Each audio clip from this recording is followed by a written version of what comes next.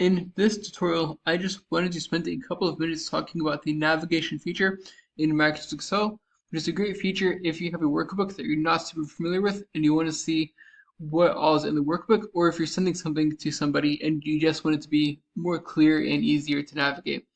So the navigation feature in Excel is just basically something that once you click it, which is, by the way, is under the View tab and is towards the middle, click on Navigation right there.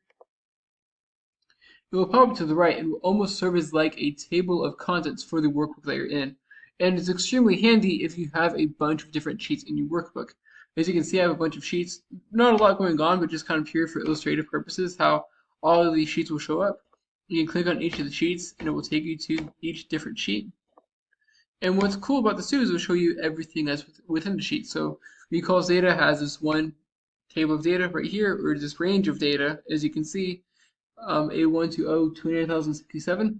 And summary has chart 1 and pivot table 2, which is very helpful because you can kind of navigate between different items that are within the sheet, especially if something is kind of off to the right and not necessarily immediately visible. I can also use this to clean up what you're working on, just to make sure you deleted everything that you were intending to delete initially. A cool feature here too is that you can look into these different objects and rename them or even hide them and delete them if you want to clean up your workbook. So just say pivot table 2. I don't want this to be called pivot table 2. I want this to be called it's called summary, for example.